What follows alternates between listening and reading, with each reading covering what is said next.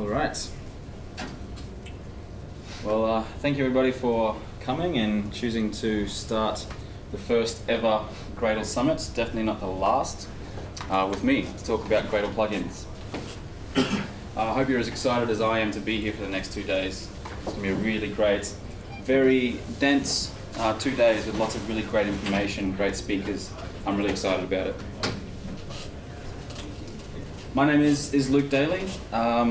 If you're using Gradle and have been on the Gradle forums, I may have answered one of your questions or hopefully in some way, hopefully helped in some way.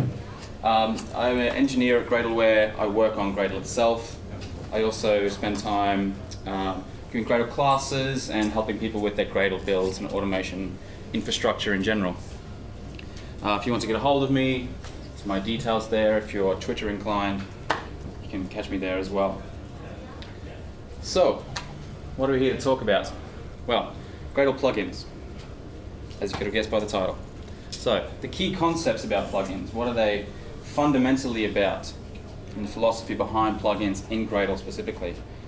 We'll talk a bit about tasks as well as the kind of the underpinning layer of plugins. Plugins are really a concept that we layer onto that. We'll talk about some of the things that plugins do, such as extending the build language.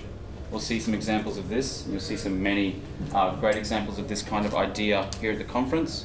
For example, you can go and have a look at the Android talk and see how they pushed Gradle into a whole new domain and added a whole new build language to the way Gradle works. The role of plugins, what you want to do with plugins, why they exist, etc. And of course, one of the key value propositions of Gradle is that your build is just another piece of code in your entire stack. And we write tests for code. So that's been probably, in my mind, one of the biggest innovations in the last 10, 15 years in creating software, the idea of automated testing. That's something we can apply to our build domain as well, actually testing the build. All right, so we're going to start right at the bottom and quickly ramp up. Now, this talk, we're going to cover a pretty wide range of things about plugins, and in certain places go quite deep. So if you've not written a Gradle plugin before, there'll be a lot of new stuff in here. There's quite a lot of detail. I recommend just kind of use it to get an awareness of what's there, and we'll talk about the concepts, and you can kind of understand what's behind the box, I guess, what's in the black box. So we will be going quite deep. This is more than just an introduction to Gradle plugins. We're going into how to write Gradle plugins, the kinds of things you do. Right, so starting at the very start, Gradle build scripts. So Gradle build scripts are Groovy scripts, and in here we program against a project object. So we can think about project as looking something like this. This is a very cut down example, of course. So we have this kind of part of the Gradle API, and in our build script we work with it like this. Fundamental kind of programming model in Gradle. And we can think about the project as being kind of the mother object. One of the things we typically do in a build script is create tasks. And here we have an example of, I'm sure if you've used Gradle before, this is nothing new, but let's warm up a little bit. We're creating a task called Hello World, that when we want to run that task, it prints out Hello World. So this is what our build script looks like. This is our build configuration. On the command line, we run Gradle, name of the task we want to run, it runs. But it's more than just about adding tasks. This is a very low-level mechanism, talking about pieces of work. One of the ideas in Gradle is that we have a build language. We talk about things at a higher level. So this is a complete Gradle build. I apply the Java plugin, which gives me a lot of things, and we'll see what those things are and how that all works. Then I use the build language to declare what I want. The key concept here is that the how is not front and center. My Gradle build script, I apply the Java plugin, I reconfigure what I need, but the how is somewhere else. Well, it's actually up in here behind the plugin mechanism. That's one of the key concepts of plugins, is that we can separate the what, which is this is what's happening, and the how. And obviously, this is how. the task, the actual thing to happen. A lot of the times we don't actually care as a build user. We just want to specify the what. And really, conceptually, this is about domain modeling. And this example here, we're talking about doing some kind of copying.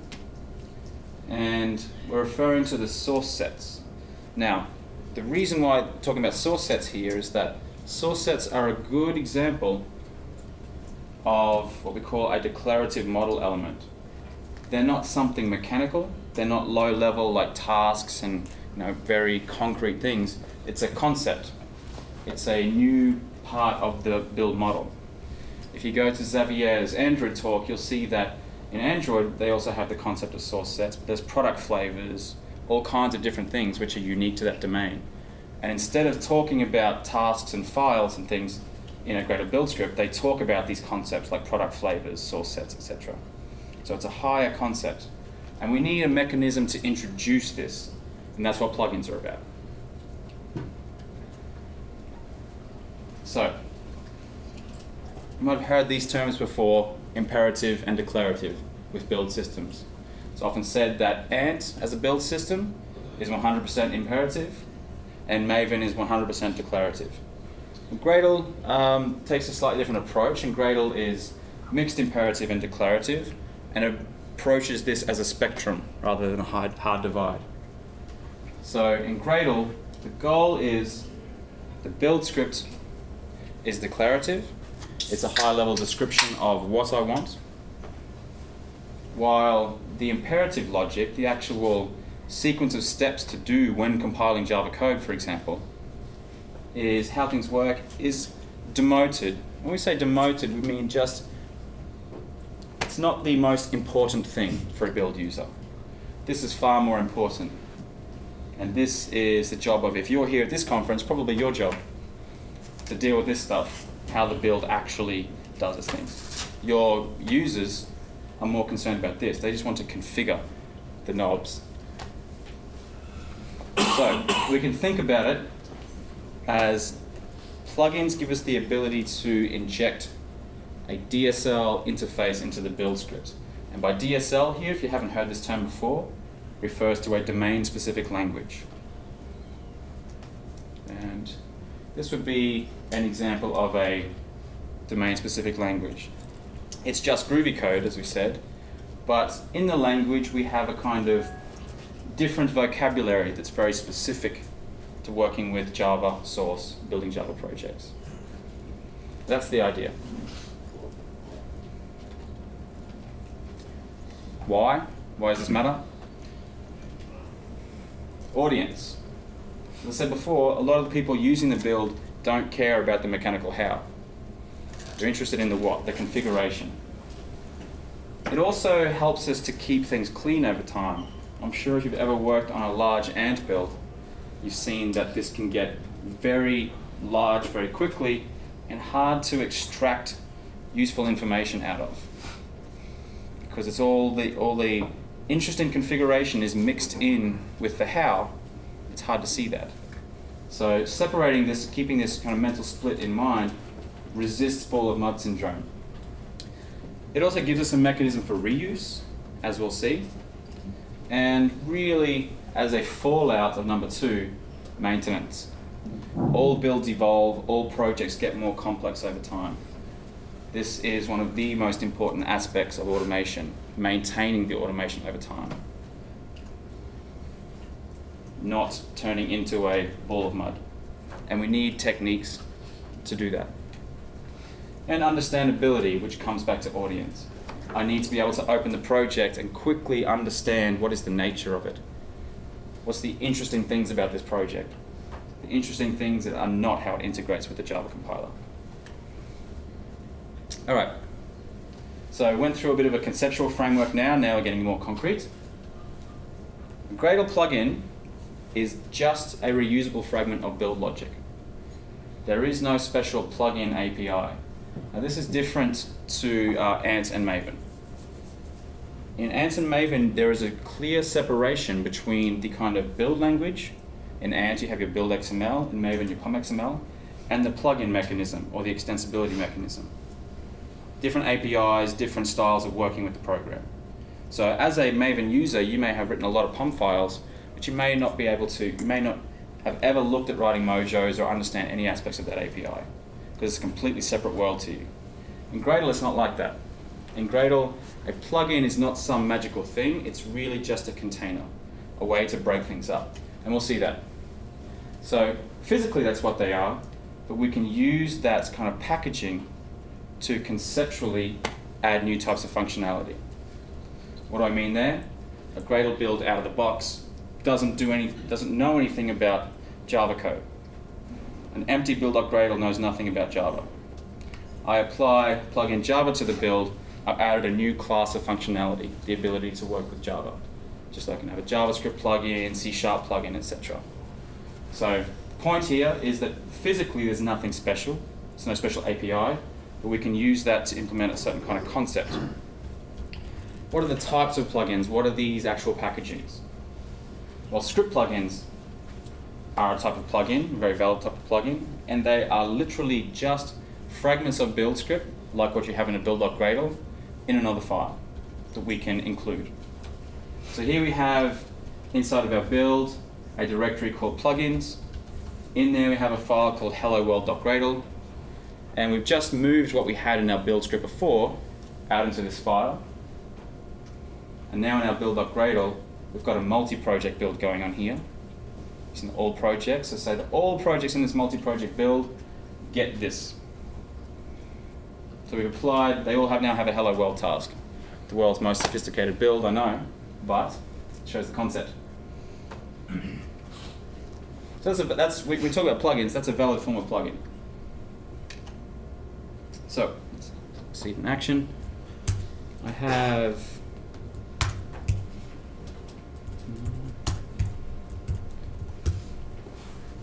what we're going to be doing when we go through this material, we're going to be iteratively taking a plugin from a kind of simple script plugin all the way through to a quite sophisticated Gradle plugin, using the kinds of techniques that things like the Java plugin use internally. So getting a real look kind of behind the covers. So what we're going to be walking through is a plugin that has the ability to compile Markdown. Now Markdown is just a sort of markup format. If you've used a wiki or something like that, you had to type in a strange language and it converts it to HTML, same concept if you haven't seen Markdown. So here is some Markdown, and this is actually going to be a paragraph, and ** means bold. And in my build.gradle, I have applied from plugins Markdown. Now in here, a few things. I'm using a library called Pegdown to actually do my Markdown work. I create a task called Markdown, and in here, I read in the file and process it. So I compile. So create an object to the side. So this here is just how I get dependencies onto the build script class path. It's not particularly what we're interested in right now. So this code is just doing that actual compilation. So if I run this, run Gradle tasks, I should see, why don't I see it? Because I'm in the wrong directory.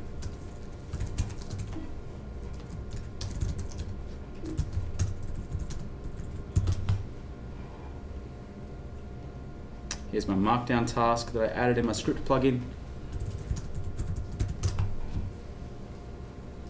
To run the task, and I should see my output HTML.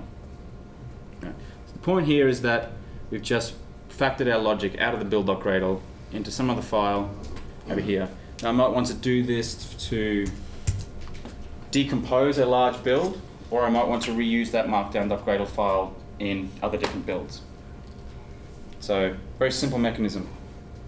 I can pull that in via locally in the build, which is what we just did. We had another file in our build which we pulled in. I could get some reuse by using some kind of externalization mechanism, so SVN externals or Git submodules, etc. A shared file system, some kind of network file system. Or if I'm wanting to reuse that script in other projects, this is probably the simplest way. Instead of passing in a file path, I can use a HTTP URL to pull that file down. By the way, feel free to ask questions, interrupt along the way. What about posting it next to in a Maven repository? That URL could be in a Maven repository. Yeah. So you just upload it to Maven. Yeah.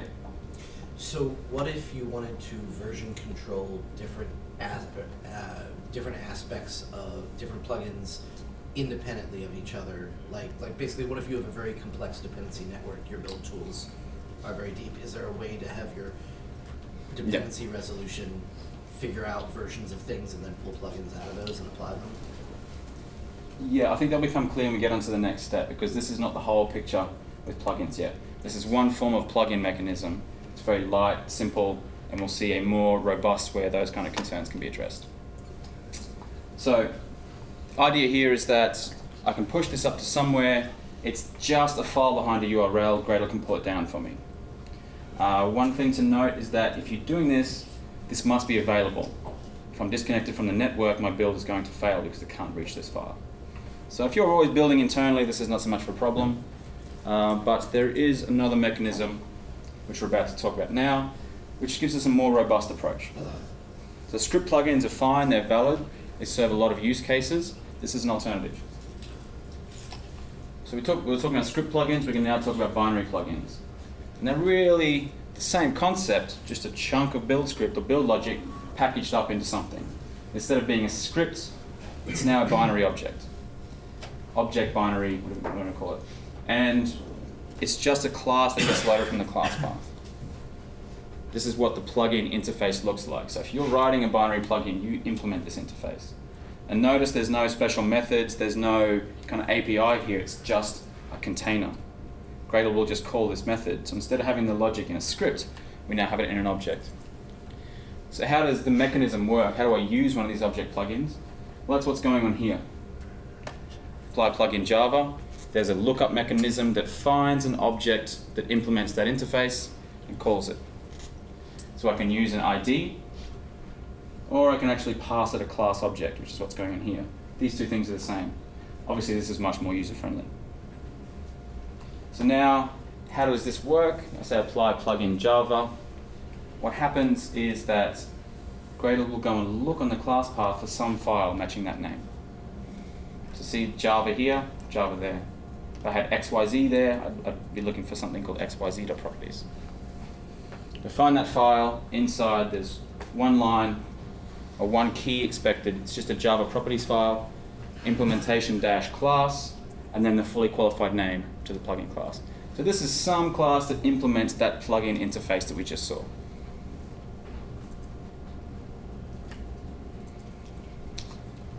So how do we distribute these things? Well, they're just classes. So we just need to put those jars that those classes are in on the build script class path. So they just go into jars just like your application code. There's no special process. We're going to build one of these things and share it, so we'll see there's nothing really special about them. And once they're in our Nexus or Artifactory repository or somewhere like bin tray, we can use this build script mechanism to pull them down. So I'm not going to go too much into all the details of this, but it's the same kind of dependency management DSL that we use for application dependencies in Gradle, but for build script dependencies. So there also exists a special place that you can put this stuff in a Gradle build. There is a magical build src directory in every Gradle build. If that exists, Gradle treats it like an embedded build. And that build produces classes that I want to use in my build.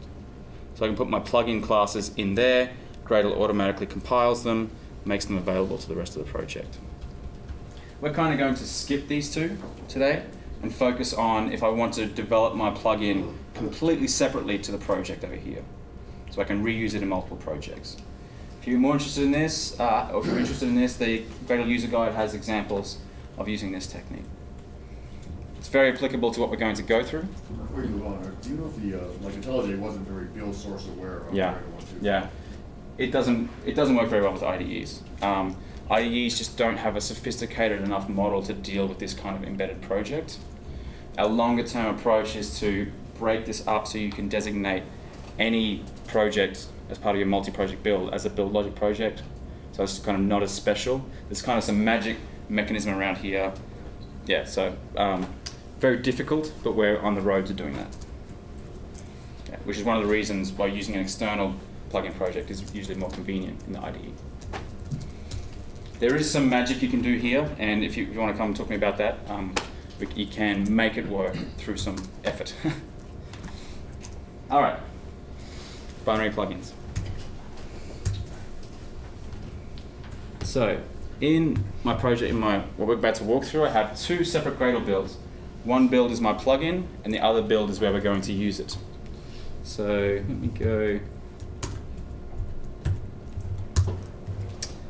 So here is my plugin project. It's a normal Gradle build. It's probably slightly big. Let me dial that down.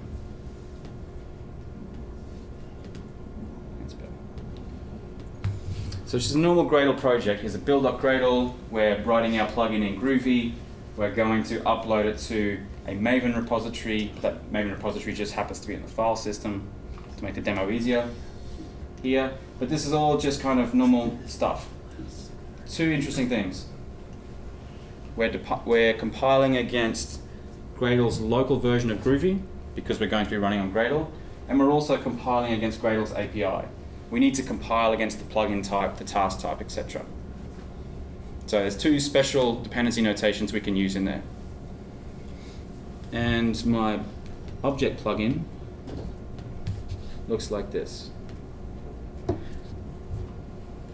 That is more or less a complete copy-paste from my markdown.gradle file into a class that implements plugin and into this apply method.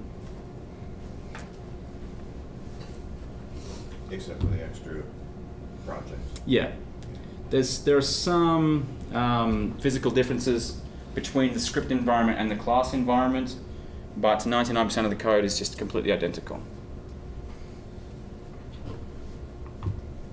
So I have that, and I also have, which is going into my jar in my source main resources directory, my plugin file, my plugin descriptor. Simple markdown.properties file, implementation class, this is my plugin class. So I take this guy, I check this into version control, I work on it, it has a version, it has a group, it's just a Java project or Groovy project. You could build one of these guys with Maven if you wanted to.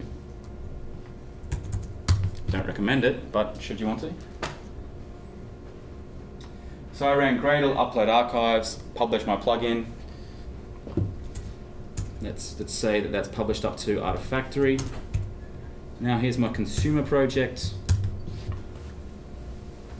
And I say that in my build script, I want to get dependencies from this Maven repository. We're using a file URL, but this could be HTTP. There's no difference there. So that just happens to be the directory that I just published to, and Maven Central. And here's the dependency coordinates for that particular jar. Now I just do apply plugin markdown. And I have my markdown file here. So just like in the other project, I have a source, some MD. And now that's compiled to my HTML. Can we go back to the plugin file and stuff? Which particular part? Just wait. Oh, this bit? Alright, so I don't want to spend too much time talking about the publication, but it is just the same as if you're publishing any other project. Got it. It's nothing particularly magical. Alright, so that's the mechanism. That's it. That's all the kind of is to the mechanics of it. Now we have to actually implement the plugin. We've got a working version there, but what if I want to have two markdown tasks? I can't quite do that, etc. So we need something more flexible, more powerful. Let's talk a little bit about tasks. So tasks are the unit of work in Gradle. If you're doing useful build work, you're doing it in a task. The tasks do stuff. Different task implementations do different stuff. The copy task implementation copies files. So we're going to write a markdown task implementation that processes markdown files. The conceptual point here, the real role of a task is to integrate functionality such as compiling Java or copying files, etc., into the execution model, which is the Gradle task graph, the way things are executed, and the build language. It joins the useful work that I want to do into the build language, gives me a way of configuring that work, but also participates in the execution model.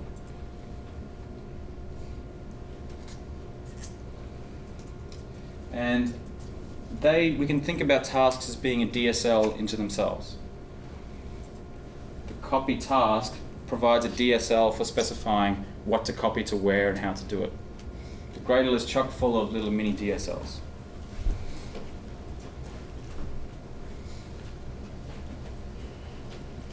Gradle ships with many types of custom tasks, copy, exec, delete, etc. But here's what it looks like to implement your own task.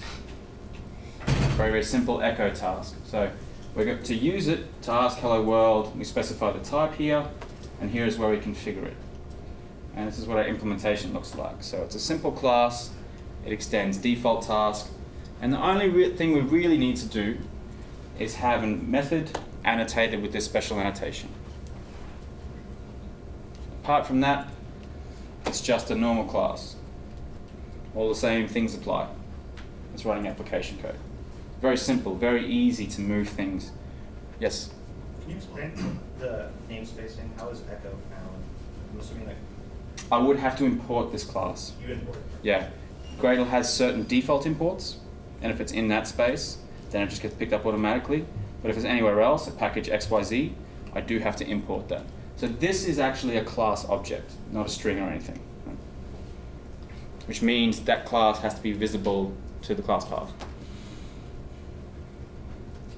All right, so we take our functionality and we implement it as a custom task.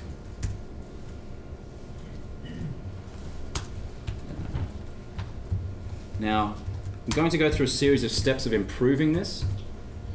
And just to make things a bit clearer, I'm going to write my custom task right in my build.gradle.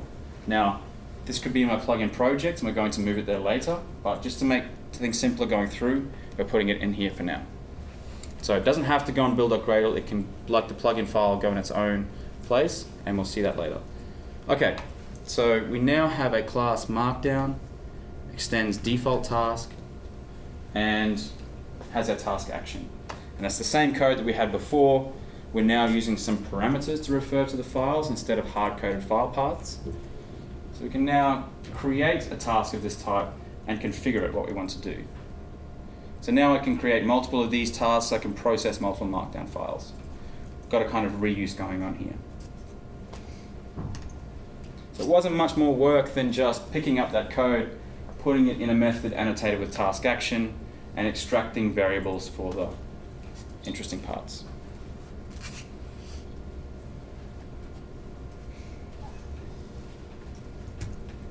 So that's more or less all there is to the basic mechanism, but we need to consider a few different things if we're writing good plugins. One of the most important things to consider is incremental build. Now, if you've been using Gradle, you've been using incremental build.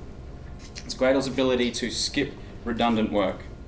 It can detect if there is no point running a particular chunk of work by detecting that the inputs haven't changed since last time I ran this work, and the outputs are still there.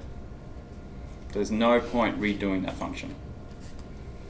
To make this work, as a task author, my responsibility is to correctly tell Gradle about what the inputs and outputs are. So I have a bunch of annotations I can put on my task properties. So before we jump into that, let's have a look at one more up.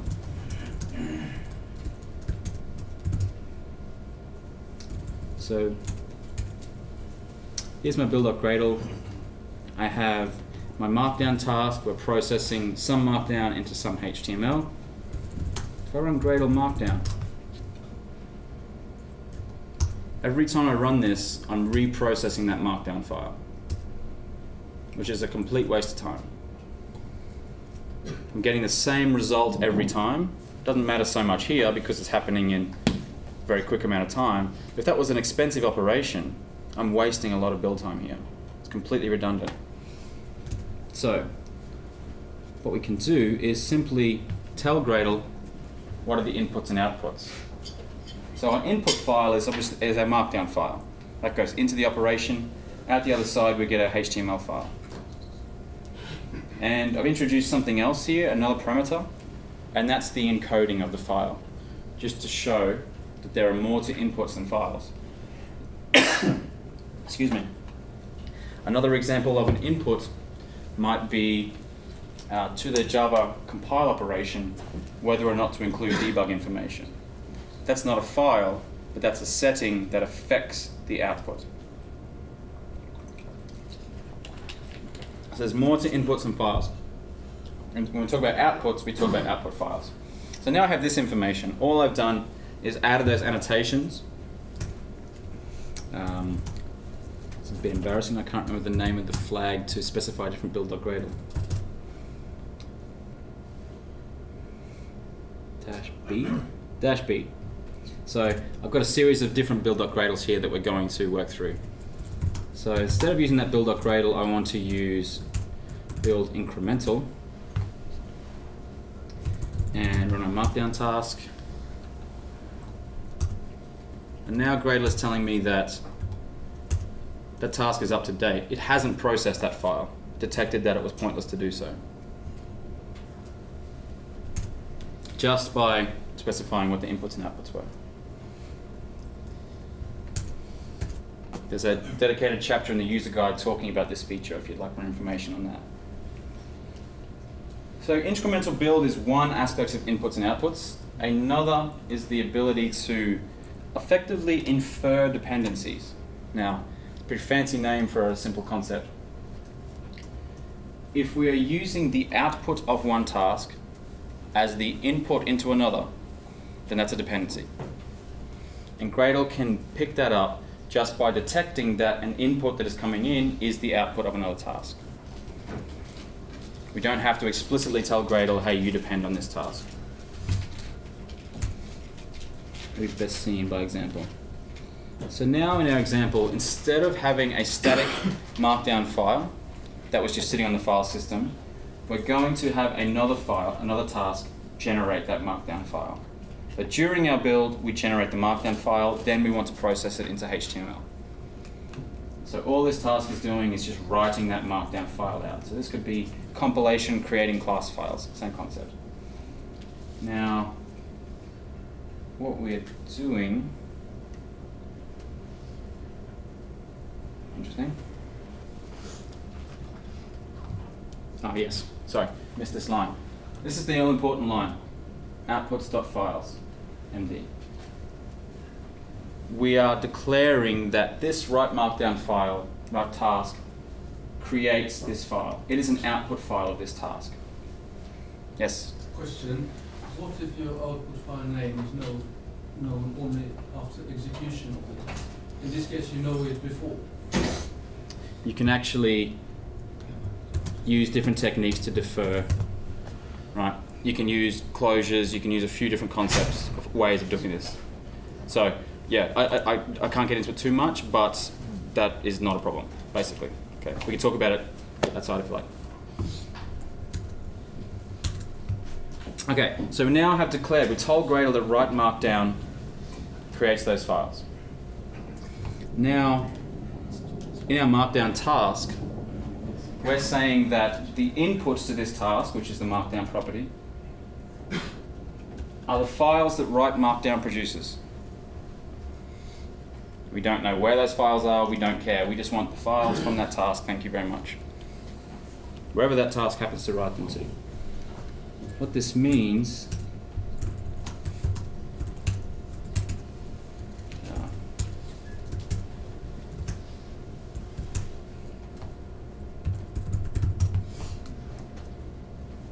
is that Gradle has detected that before it can really run the Markdown task, it had to run write Markdown. Because the output of one task was being pumped in as the input of another. In this case, it's not quite so interesting, but when you have large, complex builds, this becomes quite an advantage in the comprehensibility of the build. very clear here what's going on. I don't have a global property that's pointing to that location with one task writing and another task reading from. I've avoided global properties. And like in all aspects of programming, global properties are a bad thing. A bad thing in your application code, they're a bad thing in your build code. So we have a task that is processing a bunch of files. Pretty common thing to do in a build. Well, Gradle gives you some help for building a task that does this. Previously, we were extending default task. There is another task type in Gradle called source task, which has some inbuilt functionality for dealing with source, processing a bunch of files. So we can, instead of extending default task, we extend source task. We no longer have to say, declare an input file property or anything like that. Source task is doing that for us. So when we think of source task as having a property with input files. It does mean that we have to get that a bit differently. Get source is a method that source task implements that we can call to say what is the source we should work on. And it gives us a file collection, which is a Gradle type. We only want a single file, so we call a single file method. And the rest of our stuff stays the same. And what does that do for us? Well, source is a method that we get from the source task, so we can use that to configure our task. Before we had Markdown equals files, etc. Now we can use the source method from source task, and we can even just pass it the task that we want from. So the source for this task is whatever comes out of write Markdown. Source task is a little bit more flexible about what it accepts. When you say what comes out of, I didn't see a return there. When I say what comes out of, what are the outputs of that task? Okay, what it adds to the outputs.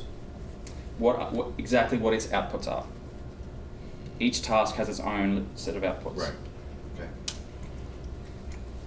So this is saying, line 22, the source of the Markdown tasks is the write Markdown task, which implicitly means the files that it produces. That's the only way to talk about consuming a file. Sorry, consuming a task would be the things that it produces. So I'm looking at the write Markdown task. What does it produce? Its implementation, which is this guy, produces this file, right?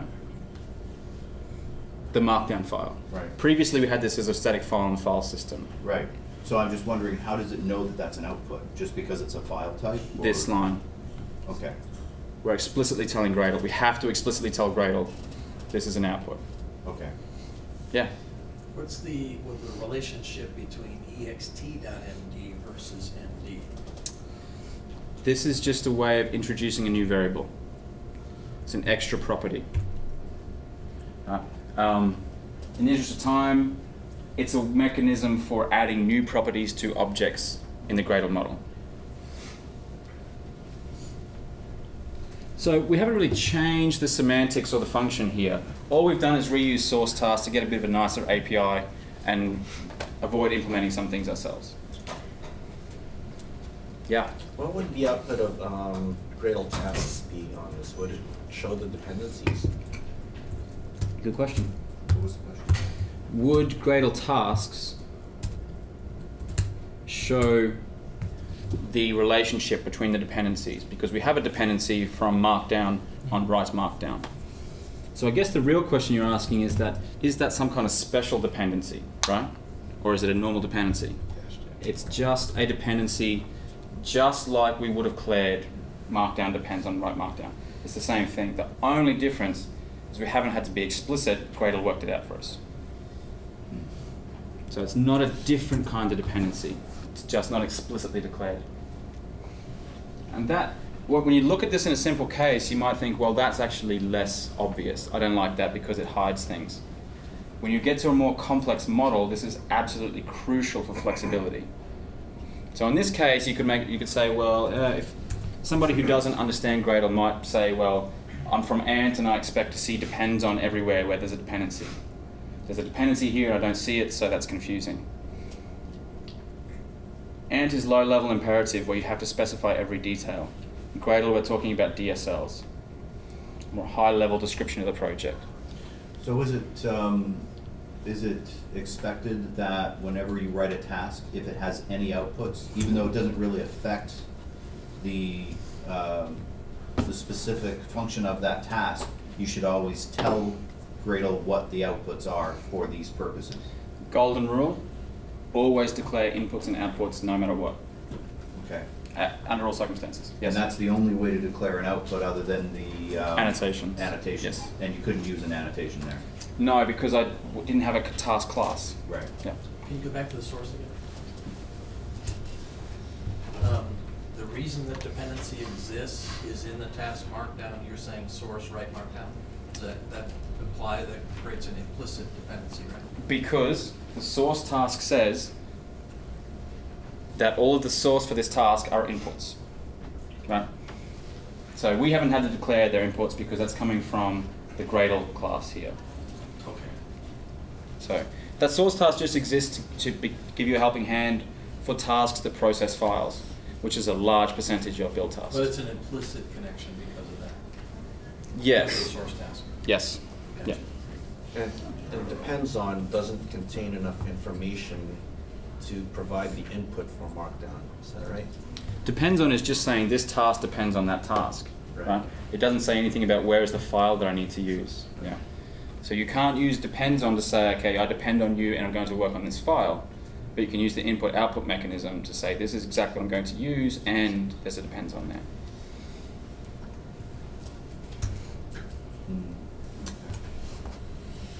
Pretty heavy for the first session, I know. Stick with me. Okay.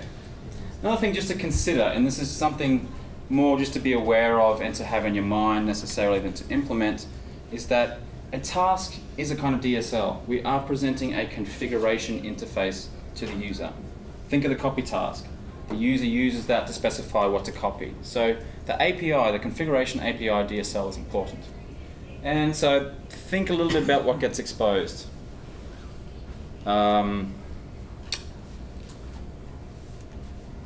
This is better shown by example.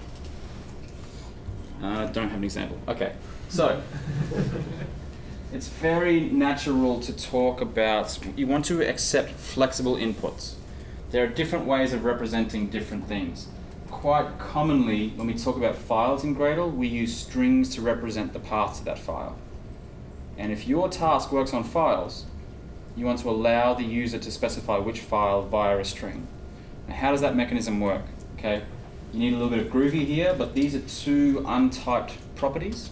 So our lazy task now has input file and input setting as untyped properties. So input file is something I can set. Now it's untyped, it's object. What I do is I add a getter over that returns a type. Now, and what I do is I use project.file to convert that object into a file, which is the standard mechanism in Gradle for turning something into a file object. I accept anything, and then I on demand turn it into the right kind of object. That allows the user to set that property with a string, or a file, or anything. If they set it to something that can't be converted into a file, they're going to get an error here, of course. Yeah. What about documentation for this sort of thing? Isn't that what we're doing? So you're saying the It's code been itself- recorded. Right. Oh, sorry, you mean, yeah, yes. Sorry about that. Sorry, I just get that a lot. I was Yeah. just curious as to whether Yes. or not there's some sort of a standard way to document these things so that consumers of these can look at some sort of documentation. Maybe Very well spotted. This is a problem with this approach. It does mean your API documentation is a little weak. Right? Because you're saying that, okay, how am I supposed to know that input file is actually supposed to be a file? Right. So this is why I mentioned that this is something to consider, not necessarily to implement. You can implement this, but you do lose that information. So one of the things we are working on, and you can see this in our list of specs, and you can come talk to me about it, is making this magic happen for you just by default. You'd specify this as a file, and you could set it as a string, and Gradle just works it out for you. So over time, you won't need this mechanism because Gradle does this type conversion for you. But I bring it up to make you think about the fact that you're presenting an API for the user to configure the task. And then you want to kind of consider how the user might want to configure it. Right. And if it's of utmost importance to you right now to do that flexibly with strings and such, this is what you can do. Very soon, you will just be able to let Gradle take care of this for you. Excellent. Does file take a task? I thought files took a task, but not file. This isn't a task. I know. No, you can't pass a task to file, no. I'm just modeling it after the previous example, where you want the outputs from the other task, which might be a single file. Yeah, it's a bit of a rabbit hole. And we're doing a similar thing with string here. This is a string setting. We're taking object and on demand calling toString. Again, this is just thinking about this idea of user friendliness when they're configuring the task. At the moment, you have to do this kind of little bit of a messy thing. Eventually, Gradle will just take care of this for you. And back to that again, I'm sorry. Would you typically annotate the getters Absolutely. as opposed to the actual? That's the only way to do it because you're storing these as objects and then on demand converting them To a file. So input file has to be a typed file, otherwise it'll blow, right? here. Right. Yes, but input file is an object here. It's untyped. Right. And if you try to use the annotation, if you said def input file, and then put the annotation on that instead. Because that may be a string, or maybe something hasn't been converted into a file yet. Right. Short answer, do this. Okay. Yes, you have to do that. Okay. And it allows you to do things like this. This is what we're working towards. I can use strings, I can use closures for deferring variable values. That's a whole other thing we're about to get into. I can use other techniques. So a flexible configuration API, that's the takeaway here. And you will just get this for free. It's a good thing. Is there a targeted time frame for that? It's something we're kind of working on now, so usually that means 1 or 2 releases. But yeah, we roll on every 6 weeks and cut a release. If it's in, it's in. If it's not, it's not. Inputs are flexible or can be made flexible. Can outputs be something other than files? No, you can only talk about outputs being files because they need to be kind of referenceable. There hasn't been a convincing case put forward for dealing with output models yet. It may come through in the future, but at the moment, no, it's only files. Okay, shifting gears. One thing to think about is that tasks should be thin. By thin, I mean that you shouldn't lock up all your functionality behind a task. I mentioned that tasks connect the execution model and the build language. They're a meeting point between those two things. Now, this is where we kind of see it for the first time. Let's say this was a more complicated task that called the Java compiler and did a whole bunch of interesting things. I wouldn't want to write the implementation of how I did all that in this method. I wouldn't want to lock up all that code and all that functionality right in that task. We can see it here. What I've done is I've actually moved the interesting work. This is the compilation step where we're pumping through the Markdown processor out into a standalone plain Java object. It's not a task, it's not a plugin, it's got nothing to do with Gradle. It's just a standalone class that can take some Markdown and pump out HTML. What's the implication here? Testing. Exactly. Very simple to test this guy. I don't need any Gradle API, don't need any Gradle magic. I just new this guy up, pass in some things, and away we go. So don't put all the functionality in the task. What we're doing here is we're connecting the build language. These are the configuration properties, and we have inputs and outputs, etc. So we're hooking into the execution model, and then our actual functionality is somewhere else. We're just gluing those things together in a task. So when we say the task is not a unit of work, that doesn't mean the task has to implement the work. It can bring the actual implementation engine into the Gradle framework. If you want to write maintainable build logic, this is Very important idea. Gives you testability. I'm not going to bother running that because I would have got the same result. It was just a refactoring. So thin tasks, as opposed to fat tasks, with lots and lots of code. Thin tasks, huge collaborators. Sorry, one thing I've kind of breezed over. And we just reused it this way. We just had an internal variable, just knew that guy up, nothing magic. Quick point on this is that we are building out a dependency injection mechanism into Gradle, so you will be able to use kind of Spring, Juice type dependency injection to jam this guy in. If you want more information about that, come and talk to me in the breakout room or lounge. All right, DSL magic.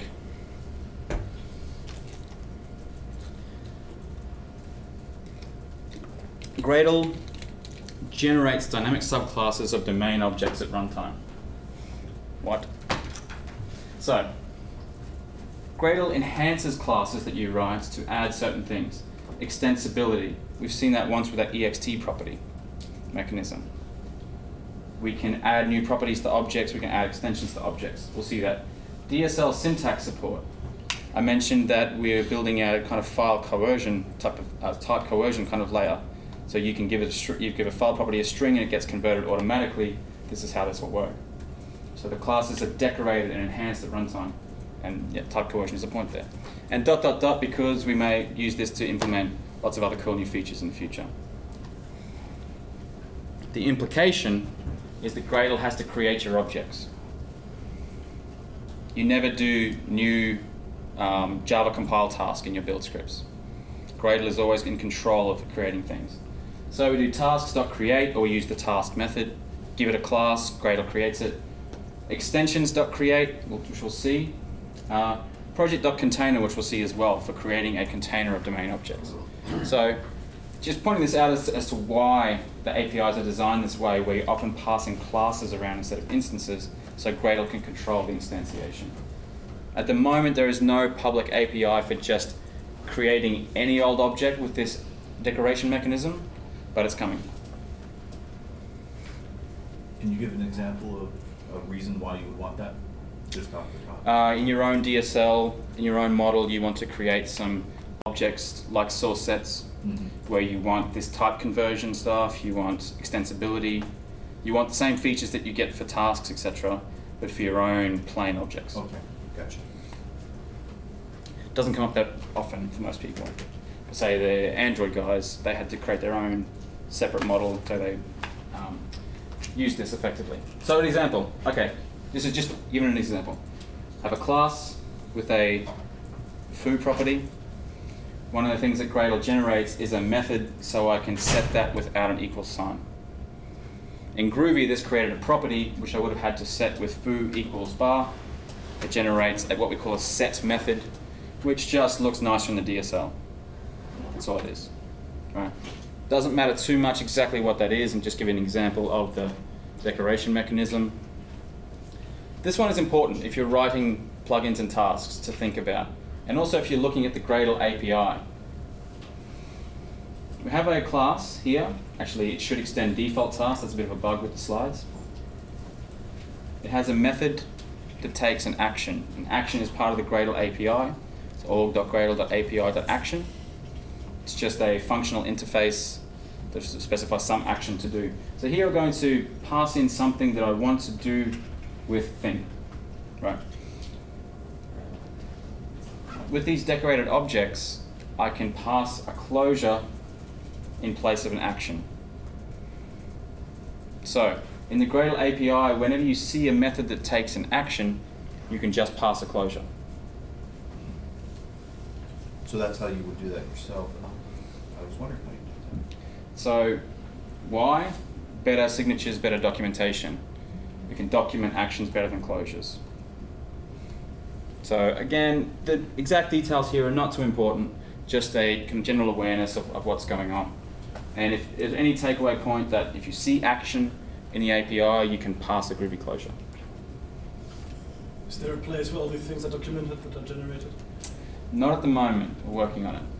Yeah. As we kind of build this out, and with the type coercion stuff, there'll be a full description of the way all the stuff Basically the works. setters and the closures. So, Is it basically the setters and the closures, or is there more? in terms of the DSL enhancements, that's it. Yeah. I need to extend classes that it knows. I need to extend some task. You can have any class. Doesn't matter what it is. It just has to be created through one of the Gradle mechanisms. That's the thing. That's not a subclass thing. It's just whoever creates it. So again, so don't get too bogged down in the details if that's a bit fuzzy to you. Just an awareness of the general mechanism is the most important thing. All right, I mentioned extensions a few times. And this is the fundamental mechanism for extending the Gradle build language. It's called extensions for a reason. So here you can see an example. We have a class, thing, which we're introducing into our domain. Doesn't do too much, just has a name. With the project, I can say extensions, which is an object of type extension container. You can go and have a look in the API. Create a new extension called thing of this type, and these are the constructor arguments. In this case, the constructor takes one thing, which is name. So we're creating a new extension called thing of type thing whose name is foo. Right. So, another great example. Because we actually have two names, but anyway, let's move on. Yeah. So, we created our thing extension. Now in our project, we have a property called thing. And it is an instance of thing. So doing this added a new property to the project, which is an instance of this object. I can just grab it, set its properties, do all kinds of things. So when I created the thing, I set its name to foo. Now I'm just asserting that that happened. So I can reconfigure the extension just like or I can interact with it just like a property, or I can use this kind of closure syntax which you see in Gradle all the time. Yeah? If I did that in the top project and multi-project build, would that property then be inherited on the subproject? Yes, if you don't override it. Yeah. Yeah. In a multi-project build, if I do it at the top, does it get inherited all the way down? Yes, but I don't want to sort of go too much into that. So if that answers this question, yes.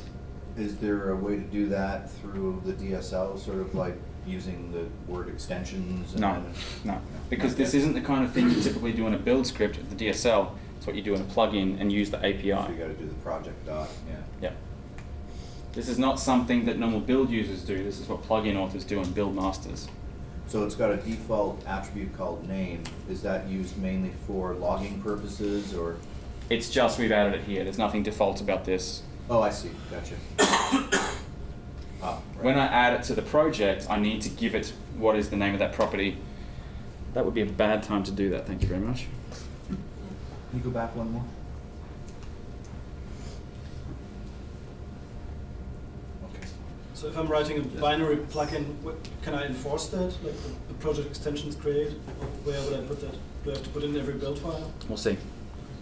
And I assume if you had more than one parameter to your constructor? Just put it on the end. Yeah.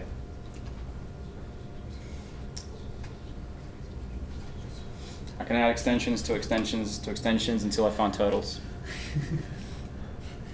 So we create a thing extension. It was created by the Gradle mechanism, so it's extensible.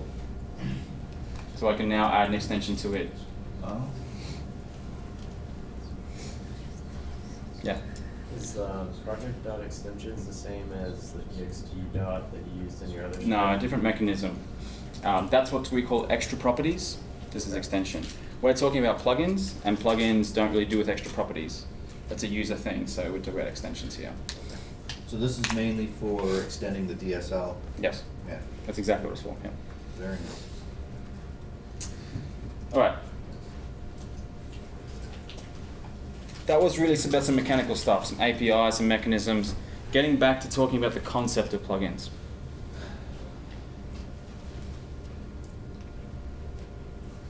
That should say plugins. Plugins add new functionality, extensions, and build language elements. So sorry about that. Substitute tasks for plugins here. No, it was correct. Tasks add new functionality, extensions, and new build language elements. Right, so tasks give us the ability to do things, they're the unit of work. Extensions in the way of build language elements. I've mentioned a few times that tasks themselves are DSLs. So they give us new build language to talk about things, to configure things. That's the point I was trying to make there. One of the things that plugins often do is wire these things together. So a plugin may add tasks and use its configuration DSL to pre-configure it to do some work. So we can think about plugins as wiring in a certain sense. Before we get to examples of that, I want to show the container mechanism. So it's quite common in a build to talk about a set of things or a bunch of things, and I want to add more and more of these. I want to have a main set of source, a test set of source, integration test set of source, and just keep adding these things. I want to provide the infrastructure for the user to specify n number of these things. And this is what the container mechanism is about. So here's our trusty thing. Now we're adding a new extension. We're using add here because project.container is creating the object for us, not the extension container. So adding a pre-existing object, we use add. So project.container gives me a Gradle container of things. And what that really gives me is this kind of DSL. This means creates a new thing named main, creates a new thing named other, create a new thing named XYZ, etc., etc., etc. This is the standard kind of container DSL. If you've worked with source sets or anything like that in the Java plugin, this is that at work. So in here, inside this closure, I would be configuring main. I can use its API to configure it. So project.container, it's in the API reference, have a look at that. There's a few options there on how you use it. Fundamental idea, it creates you a DSL-friendly container of things. It also gives us some interesting functionality.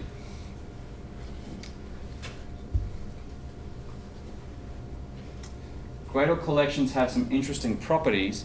The most interesting for us to talk about right now is the ability to configure current and future elements.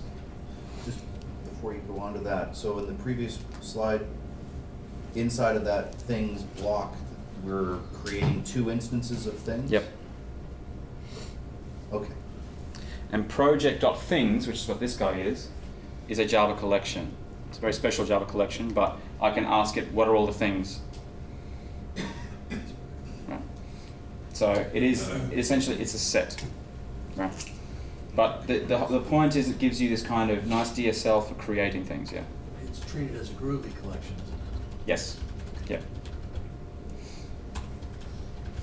So Gradle has its own container types, but they implement the Java collection API. Right? So pretty heavy thing. I mean, this is very powerful. Takes some getting your hands on it and playing with it to really get a feel for it. But hopefully you see this is the mechanism empowering a lot of the build script code you've probably been writing, working with the Java plugin, etc. All right, another important aspect is Gradle collections give us the ability to talk about future things. Sorry, I've kind of lost track of time. What time are we scheduled to finish? 10:15? Anyone know? There's a half-hour break. Great.